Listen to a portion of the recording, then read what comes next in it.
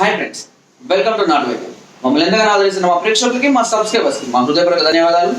ఈరోజు మనం షుగర్ని అదుపులో పెట్టే ఒక చాలా అతి సులువైనటువంటి ఒక చిట్కాని చెప్పబోతున్నాను. చిట్కా సులువే, కాకపోతే రిజల్ట్ దాని అద్భుతంగా ఉంటుంది. ఒక రోజుకు ఒక టాబ్లెట్ వేసినంత పవర్ ఉంటుంది. సో దీనికి చేయవలసిన ముఖ్యంగా షుగర్ వ్యాధి వచ్చిన వాళ్ళు బిలో 200 ఉన్న వాళ్ళకైతే ఈ చిట్కా చాలా ఎక్సలెంట్ గా పనిచేస్తుంది.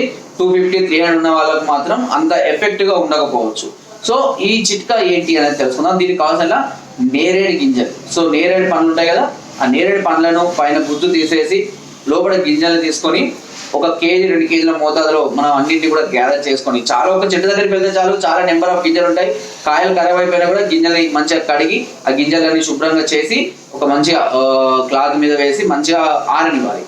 అది ఎలా ఆరాలంటే ఆ గింజలు దంచితే పొడి అవ్వాలి, అంత ఆరిపోవాలి, అంటే అంత ఎండిపోవాలి అవన్నీ. అలా ఎండిన తర్వాత వాటిని గ్రైండ్ చేసి పొడి చేసుకొని భద్రపరచుకొని ప్రతిరోజు, ఇది మాత్రం జాగ్రత్త గుర్తుపెట్టుకోండి, ప్రతిరోజు ఉదయము అదేవిధంగా రాత్రి అన్నం తిన్నాక గంట తర్వాత ఈ చూర్ణాన్ని, 1 చెంచా చూర్ణాన్ని 1 గ్లాసు గోరువెచ్చని నీటిలో కానీ మామూలు నీటిలో కానీ వేసుకొని తాగాలి. ఇలా ప్రతిరోజు మీరు చేస్తుంటే కేవలం 45 రోజుల్లోనే షుగర్ మీకు పూర్తిగా కంట్రోల్లోకి రావడం జరుగుతుంది. కంటిన్యూ చేయడం వల్ల ఎలాంటి సమస్యలు ఉండవు. దీన్ని ఎక్కువగా తీసుకున్నా ఎలాంటి సైడ్ ఎఫెక్ట్స్ కూడా ఉండవు. అదుపులోకి వచ్చిన తర్వాత షుగర్ వ్యాధి వచ్చిన వాళ్ళు ఏవైతే పదార్థాలు తినకూడదో ఆ పదార్థాలు తినకుండా జాగ్రత్తగా ఉంటే సరిపోతుంది. ఆ విధంగా షుగర్ని మనం కంట్రోల్లో పెట్టుకోవచ్చు. సో చాలా మంది కూడా రోజు రెగ్యులర్గా ఏదో ఒక ట్యాబ్లెట్ వేస్తూ ఉంటారు. అది లేకపోతే కూడా వాళ్ళు చాలా ప్రాబ్లమ్స్ కూడా ఫేస్ చేస్తుంటారు. షుగర్ ఒకసారి అటాక్ అయిందంటే ఎన్నో రకాలైనటువంటి వ్యాధులకు అది ఎంట్రెన్స్ లాగా మనం ఫాలో అవ్వచ్చు.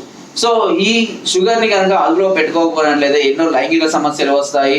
శరీరంలో కూడా ఎన్నో మార్పులు రావడము, బలహీన పడిపోవడము, ఏది తెలియని పరిస్థితి, ఆ విధంగా చాలా వీక్ అయిపోతూ ఉంటారు చాలా మంది కూడా. సో ఇలాంటి చిన్న చిన్న చిట్కాల్ని మనం ఇంటికాడ కనుక క్రమం తప్పకుండా చేసుకున్నట్లయితే, ఇంకొకటి, ఈ షుగర్ వ్యాధి గోళీలకు అలవాటు పడ్డ వాళ్ళు కూడా ఆ గోళీలు లేకపోతే కూడా ఉండలేని పరిస్థితి ఉంటుంది. కాబట్టి ఇలాంటి వాటితోటి మనం తగ్గించుకొని, ఇంత ముందు కూడా నేను షుగర్ని కంట్రోల్ చేయడానికి ఎన్నో రకాలైనటువంటి పొడపత్రి, నేలవేము, అలా ఎన్నో రకాలైనటువంటి చిట్కాలు కూడా నేను చెప్పడం జరిగింది. ప్రతి చిట్కా కూడా అద్భుతమైనటువంటి రిజల్ట్ ఇస్తుంది. ఈ చిట్కా కూడా చక్కటి ఫలితాన్ని ఇస్తుంది. ఎందుకంటే ఒక్కొక్కరికి కొన్ని అందుబాటులో ఉంటాయి కాబట్టి దానికి వీళ్ళని ఎక్కువ చిట్కాలు నేను చెప్తుంటాను. ఎవరికి అందుబాటులో ఉన్నాయి వాళ్ళు వాడుకుంటూ ఉంటారు. సో ఫ్రెండ్స్, నా వీడియో కనుక మీకు నచ్చినట్లయితే ఒక లైక్, ఒక షేర్ చేయండి. మరిన్ని వీడియోస్ కోసం సబ్స్క్రైబ్ చేయడం మర్చిపోకండి. మీ అమూల్యమైన సలహాలు, సూచనలు నాకు కామెంట్ ద్వారా తప్పకుండా తెలియజేయండి. Thank you.